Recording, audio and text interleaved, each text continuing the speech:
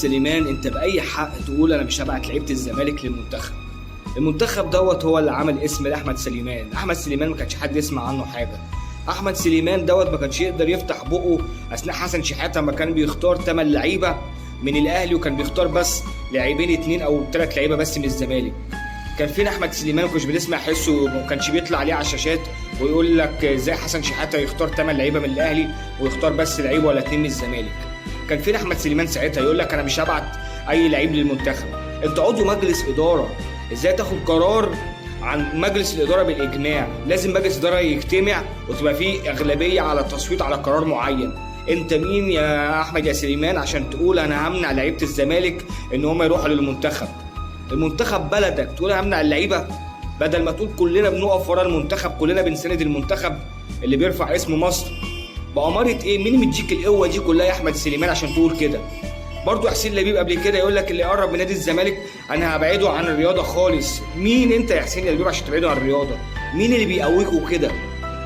بسبب التصريحات بتاعتكوا دولت لقينا امبارح واحد اسمه سكوندو، معرفش ده مسجل ولا ده ايه، طلع يقول لك انا لو زيزو جدد وراح الاهلي انا هديله طلقه. دي ما بقتش كوره يا جماعه، دي بقت تهديد، دي بقت استقواء، دي بقت فرض سيطره. يعني تلاقي كل واحد بيتكلم بيهدد. انتوا مين عشان تهددوا؟ انتوا مين عشان تهددوا المنتخب؟ انتوا مين عشان تهددوا زيزو؟ انتوا مين عشان تهددوا الناس تقول لك ابعدوا عن الرياضه يا حسين يا لبيب؟ انت مين يا احمد يا سليمان؟ برضه طالع بتشكك في مصطفى شوبير وفي مستواه، تقول لك سيد ابو حفيظ يقول لك ده هياخد احسن حارس مرمى في افريقيا، ترد تقول له ده استفتاء مجله.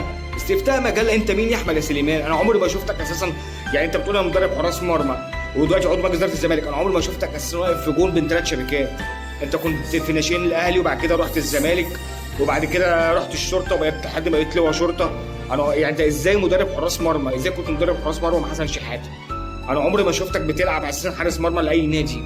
مش عارف انت يعني ازاي مدرب حراس مرمى. ودلوقتي بقى انت واخدك الفنطزه، انا مش عارف مش هبعت لعيبه للمنتخب. بتشكك في مصطفى شوبير، ازاي مصطفى شوبير يلعب على عواد وعواد كان متضايق؟ عواد ولا كان متضايق ولا الهاني سليمان كان متضايق. ولو المتضايق يخبط دماغه في الحيط.